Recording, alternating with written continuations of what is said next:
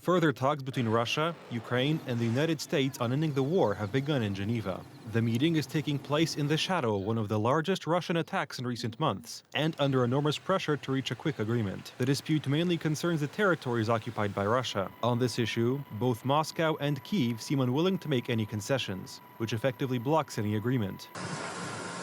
Rockets, drones, and destroyed energy infrastructure. This was the scene in Ukraine on the morning of the start of peace talks in Geneva. Russia struck more than a dozen regions, leaving tens of thousands of people without electricity or heating. According to the Ukrainian authorities, the attack was deliberately carried out just a few hours before the start of negotiations to make it clear who was sitting at the table from a position of strength. Росіянам не варто довіряти абсолютно, ні на грам, ні на грам. Зустріч.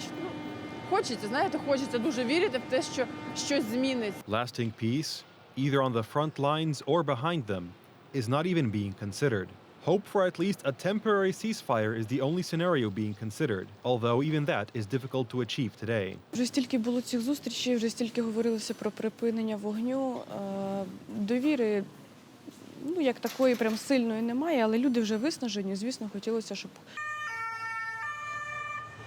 In Geneva, delegations from Russia, Ukraine, and the United States are meeting behind closed doors. The key dispute concerns the territories occupied by Russia and future security guarantees for Ukraine. Big talks, it's going to be very easy. I mean, look, so far, Ukraine better come to the table fast. That's all I'm telling you. We are in a position, we want them to come in. But Kyiv has unequivocally rejected the possibility of ceding the territories of Donetsk and Luhansk, which is unacceptable to Moscow. The more evil comes from Russia, the more difficult it will be to reach any agreement. Our partners must understand this, especially the United States. We have agreed to all of America's realistic proposals, including an unconditional and long-term ceasefire.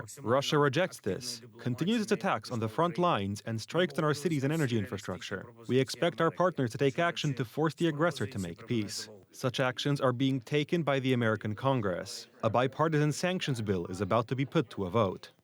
I am working with Senator Graham on a sanctions bill that we hope is on the verge of a vote. We have a definite commitment from the leader of the Senate to provide a vote. Parallel to the talks on Ukraine in Geneva, the United States is also negotiating with Iran over its own nuclear program. In the background, tensions are rising in the Middle East.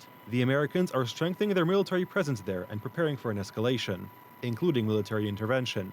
The situation is further exacerbated by the fact that the Iranian Navy has just begun maneuvers in the strategic Strait of Hormuz, one of the most important points for global energy security.